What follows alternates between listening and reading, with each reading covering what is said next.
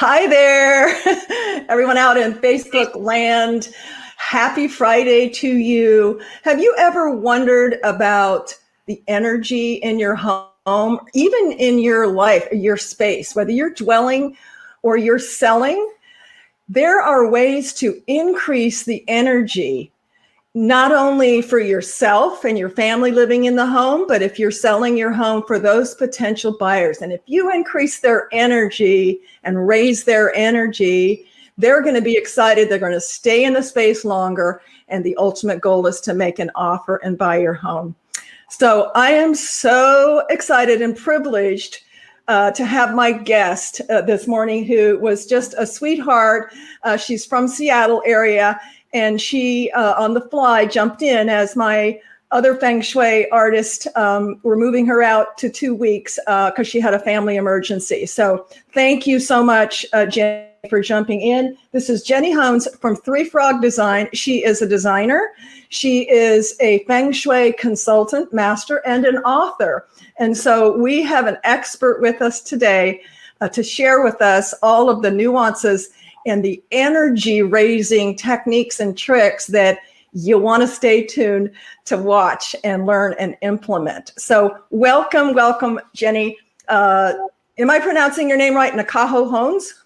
Nakao.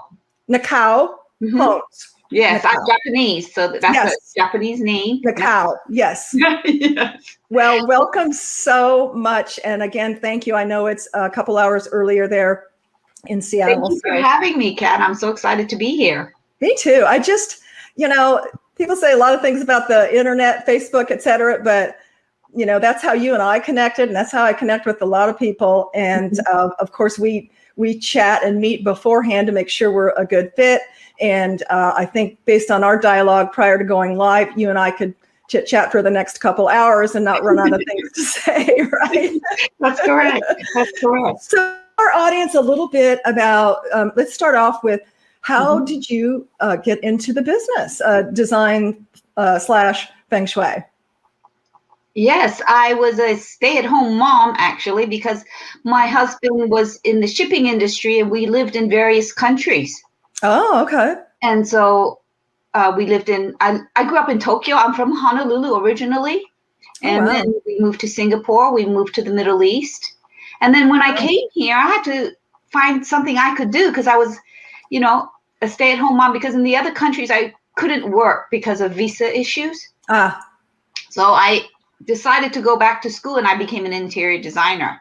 Yeah. And then like everybody, I was reading all these Feng Shui books and I read stuff on the internet and I was very curious about it. Yes. And I also study a lot of Japanese cultural arts. One is ikebana, which is flower arrangement. Ikebana, I've heard of that, yes. Yeah, it's Japanese flower arrangement. So I was in the ikebana group in Seattle, and they invited a speaker, and he was a Feng Shui master. And he talked about Feng Shui, and I thought, wow, I've, never met a real Feng Shui person. Right. And, so I asked him if he taught classes in Seattle, and he said yes. And that's how I started my Feng Shui journey. Wonderful. And I imagine that you bring with you just, how could you not, from all of the various exotic countries that you lived in. My experience of having been in real estate for so many years and design and staging is that different cultures have different sensibilities. Like I would have one culture that had to have the door facing a certain way, and another culture that wasn't an issue, but they had to have this. So did you find that to be interesting, the various countries? Yes, every country has their own system, or the way they live is different. And so I had to learn the hard way, and I made a lot of mistakes. That's what they call experience, right? That's the voice of experience, right? That you've fallen down and made mistakes and come out with a lot more knowledge to share with folks. Yeah. For example, when I moved to Kuwait, we had to look for a place to live. And then what I've noticed was, like in the West, your bathrooms are usually far away from your dining room. Yes. But what I found was all the bathrooms were right next to the dining room. And I couldn't figure out why. In what country was that, Jenny? This is in Kuwait. In Kuwait. Okay. Yeah. And then it was very strange for me. And I asked somebody finally, and I said, why do they have a bathroom right next to the dining room? That's like the worst place, you Yes. think. And they said, oh, no, it's because in their culture, they're Muslim, they wash before they eat. Ah. So they wash their, hands and feet and face and everything. So they're cleansed before they eat food. Oh, I love that. I'm so glad that's the answer. I was hoping it wasn't because they had digestive issues. They had to run to the bathroom quick. Yeah, so they're very clean, and they respect their food, and so that's a way to make it convenient for their guests and families. Yes. Years and years ago in Southern California, I ate it was Moroccan, which I think is similar, but Yes. they bring the bowls and you wash your Yeah. hands before you actually, you sit on the floor, eat with your hands, but you wash your hands before you start eating with your hands. Yeah. So it wasn't for the bathroom. It really was to wash. A convenience to cleanse before the ritual of eating. Yes. Absolutely. Yes, because that, breaking bread, eating is so sacred and even ceremonial in, I would say, every country, right? Even our country, so much. So let's go back to energy. Let's go back to energy. Let's dive into, the energy, because I think some people don't realize that everything is energy. Yes. Right? Everything. And they used to think, really just, we are energy, but every cellular, molecular into our DNA, even this big diamond paperweight is energy. So funny. It's all energy. And they've realized probably 20 years ago now that we are actually connected to our universe in an energetic field, in an energetic way. This is why manifestation is so profound and prevalent and works, because we are all connected. I think if people realize that and we're more aware of that, and raise their level of consciousness on that, it would just be like a game changer.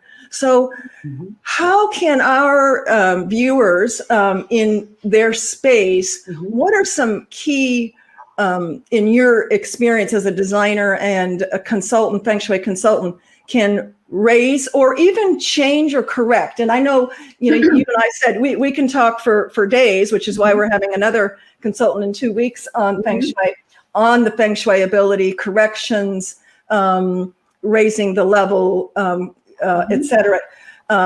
What are some top areas in your experience where we could, let's talk about raising the energy level. I think most of us suffer from at times in the day or our life of low energy levels. Right. How could our space be affecting that? Right. So first, let me talk about, like you said, everything has energy. You're absolutely right. In the Feng Shui I practice, which is called Form School, we say form defines energy, which means everything is a form. So everything has energy. So for example, I have a pencil here, and we know, you and I, we're living beings, and so we have a certain type of vibration. And we only think in the past, I would say that we would think that only things that are alive have energy. For example, pets, people, plants. We think that's energy. However, things that are not alive, inanimate things, actually do carry a form of energy. Yes. And we can assess that energy by its shape and also by its material. And so the difference between live things and non-live things is the vibration level. So you and I connect really well because our vibration levels are similar, and we like that. We resonate. So when it's less, the vibration is different, I don't resonate as much with the pencil as I do to something alive. Yes. So in that sense, in your house, when you come inside the house, it's nice to have a person there because your energy is relating. And if you don't have a person, a pet is nice. It's a little lower, different energy, different vibration, but it's still alive. Mm-hmm. And if you don't have pets, the next best thing is live plants. So if you are staging and you enter a home and there's something alive, you immediately have a better connection if there are no plants at all. Mm-hmm. So if you open the front door, if they see something green, there's an affinity right there. Like this. That's right. There's an affinity. The energy vibration is close. So it's nice when you open that door and there's something green, you know? And so you think, oh, you're making an outdoor connection to an indoor connection. It's not a cold connection. There's a nice transition. I like that. So let me ask you if folks, you know, whether they're just living in their home or trying to sell their home, how do, say, right now we have a lot of, in fact, I just took about 20 pictures of all the sago palms that are all brown because of our snow here. And I'm looking at it as a very artistic, it's going to be an artistic compilation. However, they will come back once you prune them all down, they will all come back. But in regular circumstances, if you've got dead plants on the porch or a dead tree, or how does that affect your energy? Yeah, it does affect your energy. It just kind of lowers it, you know, you don't feel as uplifted, you know. But you see, energy is not always constantly up. Just like the seasons, you know, in a natural environment, we go through seasons, and our body also, you know, kind of goes with the seasons. So for example, in spring, we're kind of ready to sprout. In summer, we're all out. In fall, we harvest. And thank you for bringing up spring. And for those of you who are watching, this is the first of our renewal and spring and March segments. So that's awesome that you bring up spring, because it's renewal, right? We start to hear the birds again. We start to see things bloom. That's right. So for example, it can go down, you know, in the wintertime, it's a time to rest. Oh, Kat, you're frozen for me. So let me talk about being connected to the energy. You know, when you have, is there a difference between real plants and artificial plants? Yes, there is, because the real plants actually, you know, gives off that vibration. And so because we're natural beings, we'll feel it as more than an artificial plant. But still, an artificial plant gives us the impression that it's real, because nowadays they look so real that it's good. You know, why not have an artificial plant if your space cannot use a real plant because it's, for example, too dark, you know, and especially if you're staging, it's very temporary. So go ahead and use the, there you are. Oh, I don't know what happened. It must have been something on our side, the So connection. I kept talking, just in case. Awesome. Hopefully you were still on, but maybe not. Could you, for the last 30 seconds, repeat, just in case our audience didn't hear that? Sorry, everybody. We had some technical difficulties. I was just talking about, is there a difference between real live plants and artificial plants? Yes, that you read my mind, because I would have asked you that. Yeah. So the connection, the energy connection is different. So, you know, because we are live and they are, the live plants are there. So there is a better energy connection, but still an artificial plant still does wonders, because some places in a house where you can't have a live plant, it makes you feel good. You know, it gives you a little bit of greenery, and, you know, it's good, but it's not as good as a live plant. As a live plant. So for those of us who have maybe a brown thumb, and that's really one of the reasons I think I had mentioned to you before we went live, that we have launched a division, Cat's Eye Decor and More, and we do custom biophilia. This is some of our table art, but we do large preserved moss that's sourced from all over really the world. And it brings, it actually raises your endorphins seeing it, even though it was live and preserved. I think it's a step up from probably your plastic or silk arrangements because it was live material. Yes. Yes. Absolutely. And I think even, to your point on that, it doesn't raise your energy as much, artificial plants.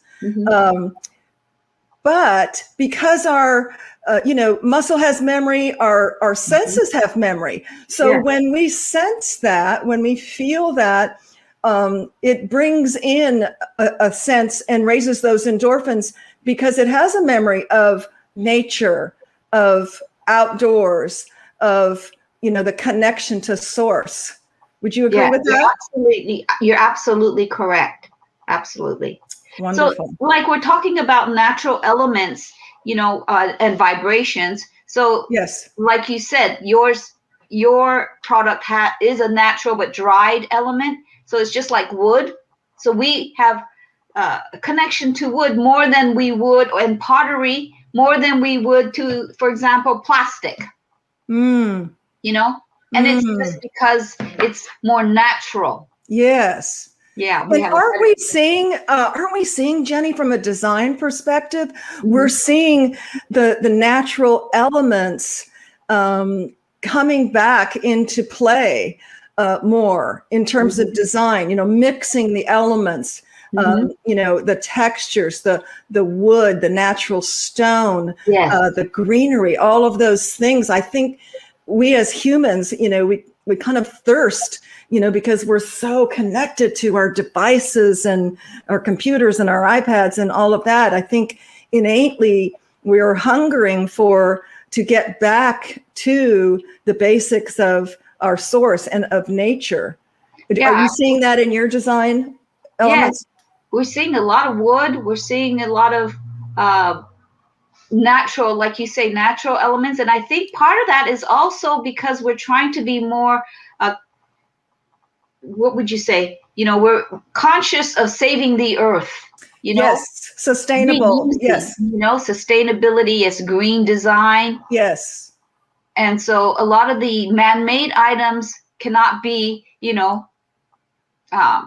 recycled. I mean, yes, some of them can, but mostly if it's natural material, it can be sent back to the earth and it will become part of the earth again. Absolutely. And it doesn't have, polypropylene and off-gas chemicals and things like that. We're going to have a guest, Lori Goska from Essential Living, who's going to talk about, is your home making you sick? Oh, and that's a big deal. Yeah. So y'all want to tune in on that one because that's another area. And I'm sure you would agree, Jenny, that raising your vibration in your space has to do with all of the senses, what you see, what you smell, what you hear, all of those things to raise our vibration and have an improved sense of well-being. Yeah. So important, so very important right now that so many more people, are working from home, right? Yes, because we're working from home, we have to create an environment that makes us productive because we have a lot of distractions. And the major distraction is this, right? Wow. Here. Yes. And so what I do, because I'm human like everybody else, right. I get distracted. So what I try to do is, I tried many things. I put it to the side. And then I put it in a box and and I put it in another room, but it was bothering me. So if I have it near me in a box, that one extra effort to take it out of the box was good. Oh, I like that. Just putting it in the box, because then your mind is conscious to go, okay, I'm disrupting the moment. I'm disrupting whatever. If I'm doing production for my job, or I'm paying attention to my child or my spouse, or a business partner, you have to then consciously think, okay, I'm doing a disruptor. I'm going to have to take it out of the box, and maybe you're going to think twice. Right. If you don't see it, it doesn't bother you as much. If you see it, then you want to look at it. Yes. If it's not there, it's much better. Yes, absolutely. We're so easily influenced, you know. We are. And, I'm guilty. I know probably a lot of other people are guilty as well. I have the shiny ball syndrome. If it's shiny, and then you get distracted. You're on your phone. You go, wait a minute, I was going to go in and pay a bill, and now I'm shopping for a jacket. What's going on? That's hilarious. That's hilarious. And then add insult to injury. You've got Amazon one click. That's right. That's right. So in Feng Shui, one of the things we do is we try to remove distractions if you're distractions. Mm-hmm. Yes. And because everything has energy, everything can become a distraction. Yes. So the less stuff in your room when you're working, the better. Absolutely. So having an organized space is important. Yeah, you don't want to see the rest of my desk, but I'm working on it. I think most people on Zoom, it's like, okay, we've got this space, but you don't want to see the rest of the space. But I'm working on it because I know that if my space is in order, I'm going to feel settled. Because if not, correct me if I'm wrong here, for me, if it's not, I'm constantly feeling on edge that I need to be doing it. I need to be doing something else. I need to be straightening my space before I can do what I'm doing right now. And that just prevents me from doing what I'm doing right now in a 100% place. That's absolutely true. That's absolutely correct. So, to think it through first, okay, organize this first, and then we'll do this. It just makes you more calm. And when you're more calm, you make better decisions. Your actions are better because you're not agitated. Yes. Mm-hmm. Yes. And that's the key of Feng Shui. It's how do we make ourselves in a condition where we can make sense and we can make good decisions. Because every decision leads to some kind of result. Absolutely. Absolutely. I was just talking to my daughter on the phone before this call saying, honey, all you got to think about is what you're going to do next. You don't have to save the world. You don't have to cure cancer. Just, okay, I've got this situation. What am I going to do next? And I think the Feng Shui concepts really that, and, being centered, calming ourselves. I did a little Tuesday tip last summer about, just breathing. I find myself, and I think a lot of people, shallow breathe. Find yourself, you're not really taking full diaphragmatic breaths. And so, this segment was just about 4, 4, 4, and 4. Breathing in 4, holding it for 4, fully exhaling for 4, and holding it for 4. And I do that. I literally do that a day because I'm just a natural shallow breather. Oh. And I think a lot of people are. And wow, we need oxygen, don't we? Yeah. Yeah. So everybody, let's all take a breath. Hold it for 4. And exhale. Another 4. I feel calmer already, even though I can hear my puppy dog scratching on the back door. How about you, Jenny? Yes. Oxygen is wonderful. And it's, we can do it any time of day. We can do it any time. Yeah. And that's when it's really funny because after I did that segment, I realized how often I do it. I'll do it in the car when there's traffic. I'll do, and yeah, you can do it anytime. It's a free gift to yourself. Oxygen. When I went to visit some friends in Denver, they actually have cans of oxygen, because of the elevation. Oh. Yeah. And I thought, well, that's pretty cool. Give yourself a shot of oxygen. Wow. But you don't even have to buy a can. Yeah, we're not at 4,000 elevation here. You don't even have to buy a can. You can do it yourself. Yeah. And then one other hint I can give you is you put your hand on your stomach and you push your stomach out when you breathe, and then you push it in to exhale. Yes. Yes. That's excellent. Yes, because then you can really tell that you're doing diaphragmatic breathing instead of up here shallow breathing. Yeah, shallow breathing and deep breathing. So just put your hand on your stomach and make sure your hand goes out and in. Excellent. Yeah, Excellent. love you. So, balance and raising our energy is really, it's so complex, but really so easy Yeah. to take easy steps. So we've got plants. We've learned that plants are greenery, preferable living. If you've got a brown thumb like me, it can be biophilia and or artificial. We use a lot of greenery in staging. It just, I wouldn't do a stage with, or even a design without some sort of a greenery, one of those elements. Right. We know, in terms of keeping our space together, that breathing is an easy fit. I just love that. And I love your tip about holding the belly. Because that's something that we can just do at any time, when the kids are stressing out, the spouse is stressing out, you've got a leak in the ceiling, whatever the problem is. Remember, breathe. Breathe. Just breathe. And it will make such a difference in your whole life, really. My granddaughter's 9 years old right now, but when she was a toddler, and probably many of you as parents have done this, when they do their little tantrums, and so forth, and you stop and just say, we would say to Elizabeth, now just breathe, take a deep breath, and we would put her through the breathing. Yeah. And ta-da! She was calmed down. My children had tantrums too. I would just let them have their tantrum. Yes. They get tired. You know? And then when they're tired, then they calm down. Yes.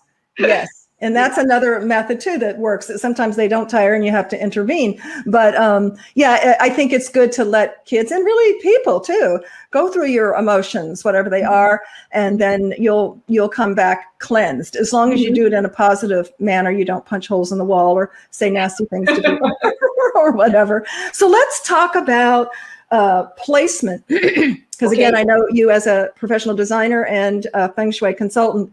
What are some easy, I would say, some common maybe mistakes that folks are possibly making in furniture placement?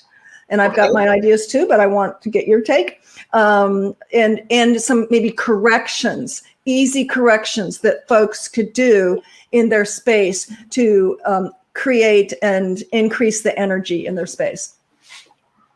What I often see is sometimes the furniture layout,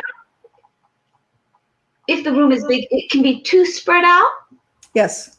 And then when it's too spread out, the sofas are very far apart. You really can't create a conversation. Yes. You end up shouting at each other because they're too far apart. So you have to make it a comfortable distance where you can actually create and the energy can be exchanged.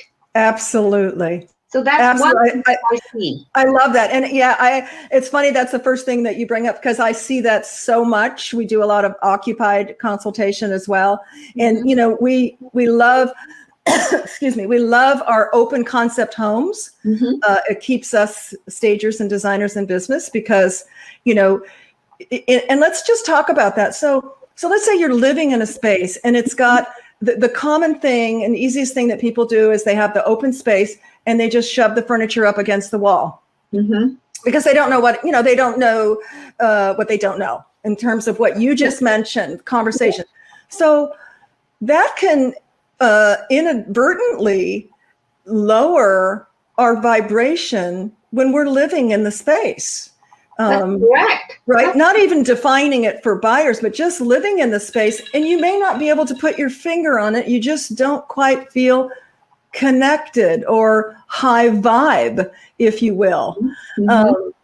So by moving the furniture in, you do create, as you said, Jenny, that intimate conversation area. You're now focused at whatever the focal point is. Maybe it's a fireplace.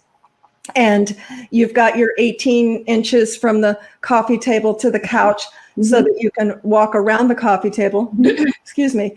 And then depending on how much space you have from the back of the couch to the wall, you want to make sure, because all homes are different space, you want to make sure that you have at least 36 inches space to walk around. If you have more than that, if you have a huge space and you have more than that, you can anchor it with a sofa table. Yes. Right? Absolutely. That's wonderful. Yeah, you can anchor it and put something behind it so it looks like it's on purpose and not, oh, what's wrong with all that space? Yes, it doesn't look like it's floating. Like it's floating. Exactly. That's what prevents it from looking like it's floating. It's now anchored. Correct. The other thing on couches I like to mention is, and my team knows this, sometimes you've got some challenging floor plans, again, whether it's design or staging.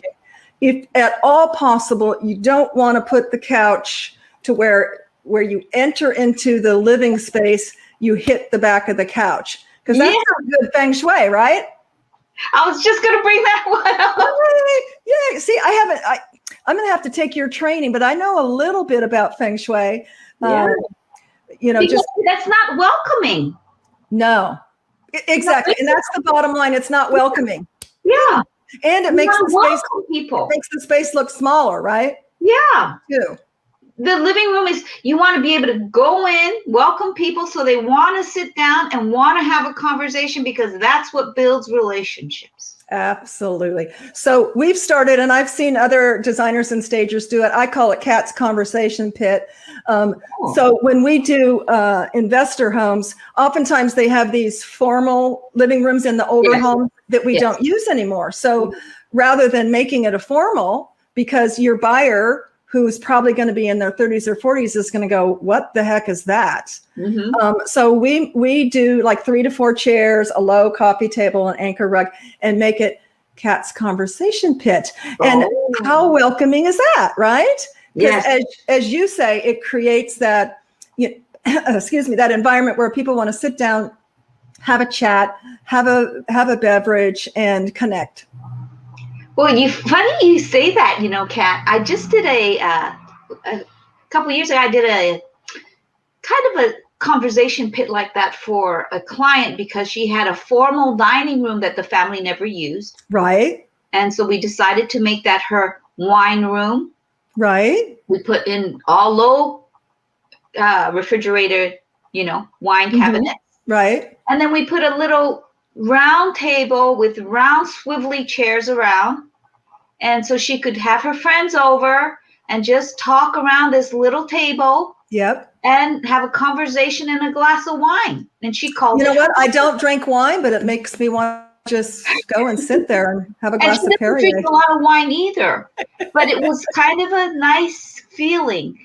Just a welcoming area where you can sit and just enjoy the company, no matter what you're drinking. Yeah, I love that. Yeah, that's great. We never used that room, and now we use it.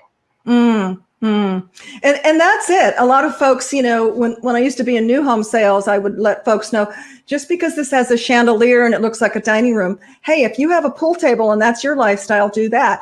I mean, I'm right now in what was supposed to be a dining room. And it was too small for this big, heavy set I brought from California. So we had it as a library for many years. And now I took my desk out of my shared room with my granddaughter as her room when she comes over. And now I have my own office. Wonderful. So, create, relook at what your space is. Just because it has a chandelier, take out that chandelier and put something else and make it a room that fits you, whether it's a hobby room or a wine room or a study or whatever. Yeah. I love it. I love it. Yeah, that's exactly what I tell my clients. Who cares what other people think? This is your home. Exactly. And you and I were talking, it's the opposite of staging. Yes. Yeah, because it's personalized. And in staging, it's all about who the buyer is and it's marketing. We're going to market to the broadest audience to sell your home for your price point in this demographic, et cetera. Right. But then we switch gears to our design clients and say, like I had a client once where we're out looking at rugs and she goes, well, I don't know, I like this, but hey, it's just me. I go, wait a minute. It's all about you. What do you mean it's just you? It's all about you, what you like. Yeah, that's so true. That's so true. Because that's the energy thing. If you like it, it makes your energy go up. So it raises your energy. But if you have Yes. no connection, it doesn't do anything for you. Yes, I love that. And, many of us, I mean, I started off in my day, I'm not going to give away how ancient I am, but, many of us, no matter how old we are, we started in our 20s with just a lot of things that were given to us, Yes. right, from family members to get started, Yeah. And so it may or may not connect with you, but it got you going. Right. You probably had a pretty good vibration at that because you weren't in an empty space. You had loving people who donated stuff to you. But I love that concept that you say, that it is about you. And then if we just bring in color, one of my favorite topics. Mm-hmm. Is color. When I go out to a design client, the first thing we find out is what are your happy colors? Yeah, that's right. Great. Yeah. I mean, we have to think about the fixed elements because we don't want to clash and we want it to be cohesive. But after that, let's find your happy colors, because if you have your happy colors in your space, you're going to raise your vibration. Absolutely. Yeah. Absolutely. And feel connected. And that's it's such a trickle down effect, I think. The whole, this is why I'm fascinated with your specialty in Feng Shui, because it has such a trickle down effect on our well-being as having this human experience. You're absolutely right. People, there's a lot of misconceptions in Feng Shui because traditionally they say, oh, a red door is good in Feng Shui. So everybody started, to paint their door red. But there's a story behind it. In ancient China, long, long, long time ago, only the high-ranking government officials could paint their front door red. It identified. But over time, that law disappeared. And then when that disappeared, everybody painted their front door red because they wanted to be thought of as wealthy and, high-ranking. Yes. That's where this Feng Shui belief began. Mm. So a red door is great in Asian culture because we love red. It's a really auspicious color. It's festive, Yes. And that's fine, but it doesn't mean that other colors don't work. You got to work with what matches your house, Right. Or in my case, the color you love. The board, the architectural committee board, who says you have to look like everybody else. But that's okay. Inside your house, you can do whatever color that you want. Yeah, that's right. That's right. So the color is complicated. We actually had Joanna Lynette Weary here as our guest, who is a color expert. Oh. Yes, and talking about color and the nuances of color, because color can be complicated. Yes. Which is why I keep learning. I have 3 certifications on color, and I'm still learning about color because it can be complicated. But it's fascinating, as well, because again, back to your industry, color can change our energy depending on how we want to feel and live in the space. That's correct. From an energy perspective, we like more pastel colors because they're more calming. Strong, bold colors have a lot of energy. And so you have to use them carefully, because if you have too much of a strong color in a large space or a large wall, it can be draining. I'm so glad you brought up that point. I just had a design client, say, well, I want to do some niche walls. And I says, well, when I come out there, we'll take a look. Typically, and I actually learned this from Joanne, you don't want to do niche or accent colors. You want to stay on the same color card, maybe 3 to the most, or 4 up on the same color card, so you'll be cohesive. Yes. Back in the day, it can date your space if you put the bold red niche. It dates. But more importantly, because again, it's your space. If you don't care that your space is looking dated, more importantly, it raises the energy and could be a reason why you're feeling angst and you don't know it. Now, restaurants, I believe, use red, a shade of red, probably more of a brick red, because they want you to eat more. Yes. They want that energy to be raised. Yes. Right? Yes. But you probably don't want that in your house. And unless it's maybe a game room or I don't know, even that. I don't know. Do you see that anymore with your design clients where they're using bright colors? Not. It's kind of dying down. Yeah. Not very many people have a strong accent wall. Right. More wallpapers coming back. It is texture. Yes. Just to give it that little contrast. Yes. Yes. Are you seeing that a lot more? I know I have seen it. I haven't had any clients bite on it, but I do like some of them are just textural, yes.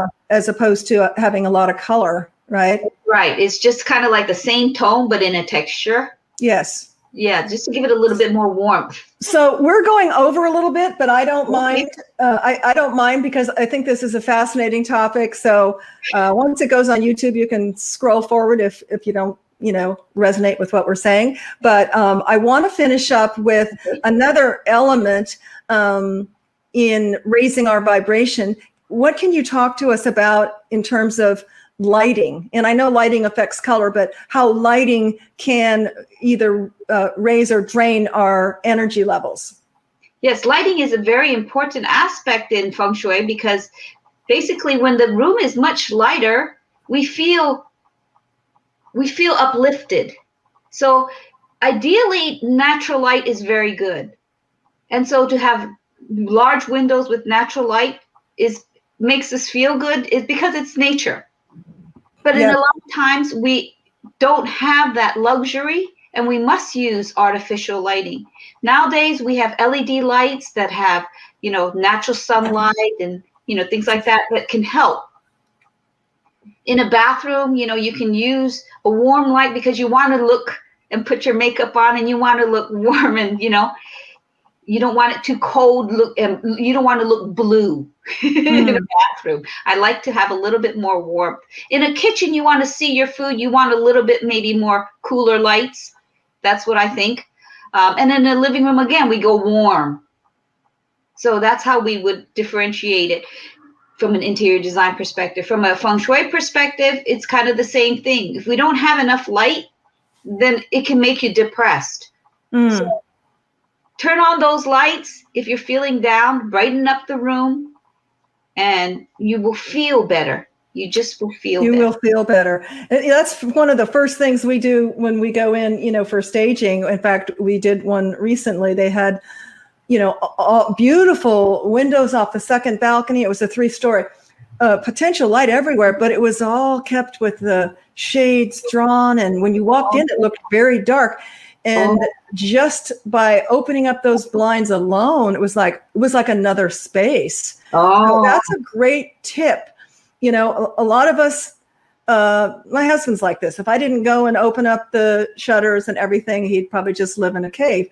That's the first thing I do when I get up because it elevates my vibration. Yes. And my energy, as you mentioned. So if you're feeling down or you're feeling depressed, even if you don't really normally open up the shades, open them up. You'll feel better. You'll raise your vibration. Yes, absolutely. Absolutely. And then open the windows. Sometimes you need, new air. Let the air flow too. Yes. Yeah, my husband's good at that. He will, that's a really good point because we get so incubated, don't we? With having the AC on and all of our, HVAC, heater and AC, that we sometimes are in a vacuum seal.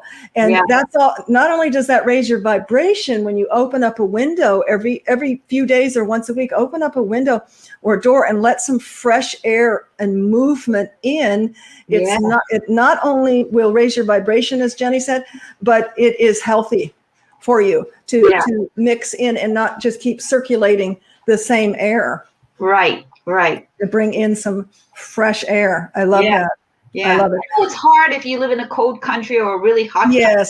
Just even a little bit once in a while, just to change the energy. Yes. Would be very good. Right. Even if it's just for a few minutes. Oops. Yeah. Flipped again. Okay. I hope we don't go out again. Jenny, you have been amazing. I'm so hoping that you can come back at a future date and talk again because just so much good information. I hope everyone who viewed this, if you like it, please make a comment, share it. That's how we can continue to bring people like Jenny on, experts on, and bring you some valuable information that hopefully that you can use to make your life better. And as always, have a great weekend. Stay positive, stay hopeful, and stay connected. And we thank you so much for connecting with us today. Thanks so much, Jenny. Have a great weekend, and hope your appointment goes well. Thanks again for joining me so early. Bye.